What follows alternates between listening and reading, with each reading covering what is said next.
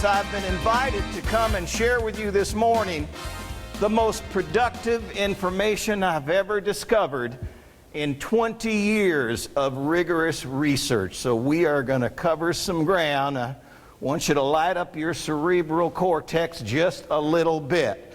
But as we all know, and with this group, it dawns on me, having attended part of the festivities last night, it dawns on me that I don't have to remind us as we're also here to celebrate our membership in the tribe. How many are willing to admit that they are guilty of already indulging in this particular aspect of our gathering? Yes. And how many have already figured out why I was selected as your early morning speaker? Raise your hand.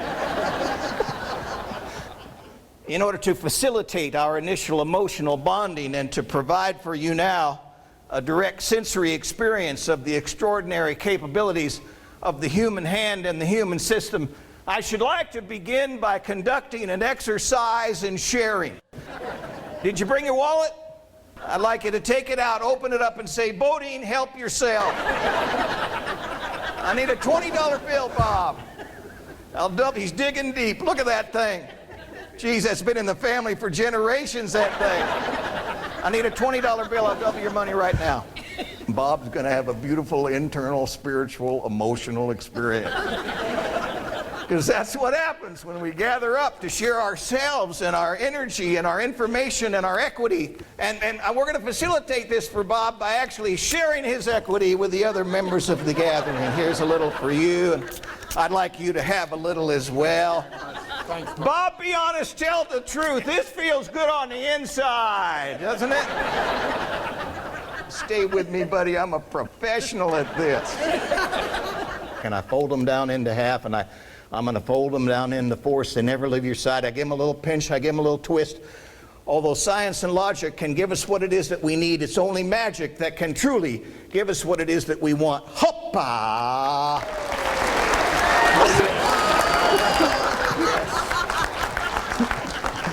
Bob is feeling much better about our interaction. Come to Papa, says Bob. And this one's for you, and to give you a direct bottom line experience of what happens when we gather up like this. This one's for you as well. Let's have a round of applause for my friend Bob.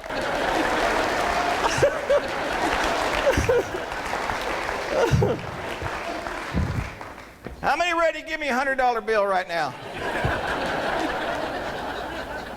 When I graduated from the university, this was long before I ever got the urge to be an entertainer.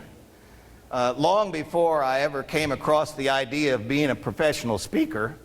I got out of school, the first job I got was as a sales professional. Surprise, surprise. And you know, I really pushed it that first year, and I was given a quota.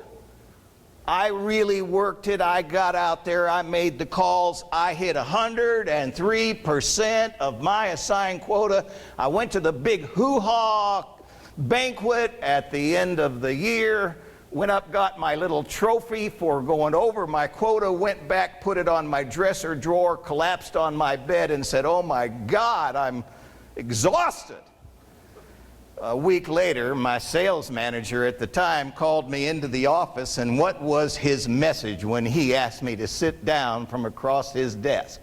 He said, Bodine, you did real good. We're very proud. Now, this next year, let's take it up another 18 or 20%. I looked at him and said, you got to be kidding. I was doing everything I could just to get to here. I'll be lucky to get to this level again next year. He said, that's all well and good. We're looking for another 18 to 20%.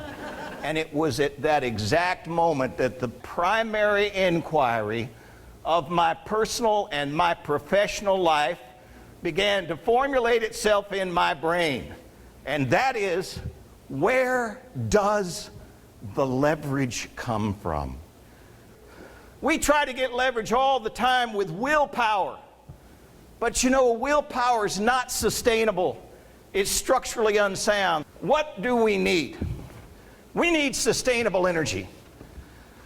A white paper came across my desk about 6 months ago. It turns out in a national study, 95% of the people who join a gym membership stop going after 3 visits. They keep paying their monthly fee, though, because they want to feel like they're going to go. Raise your hand if you're one of these people. About 18 months ago, I was invited to be the after-dinner keynote speaker at the annual conference gathering of the Plumbing, Heating, Cooling Contractors of California. A party animal group if there ever was one. You'd have fit right in, Bob. You'd have been right there with them, cowboy. I'm sitting at a table prior to going up, having a meal, prior to go up to give my little presentation, and one of the plumbing, heating, cooling contractor guys nudges me and says, "So you're a motivational speaker?" I said, "Well, I don't use the M word, and I don't think of myself in those terms. I think of myself as a, behavioral scientist with a focus on the principles of human achievement and life fulfillment." He said, "We got a great motivational system down where we work." Well, what's that? It's a big sign on the wall in the employee lounge that says, "One mistake, your ass is out of here." Leverage. We're always trying to get leverage. Bodine is outstanding. I thought it rocked. It was humorous. I loved that. I found it inspirational and funny, and he really made me laugh. We want to thank him for spending some time with us today. It was really fun, great content, and it was a wonderful way to wrap up our meeting. Thank you for watching video part 1. On the second video from this part 2 from this same presentation, you'll see me share the 4 parts of the creative process, the 4 elements involved in using the power, harnessing the power of the creative process. I'll also share on that video the most important principle ever discovered in modern achievement science. So don't be surprised to discover that just like my audiences, you'll have an aha moment or two as you watch me share this information. So go ahead and click on that photo below that is labeled "The Power to Create, Part 2.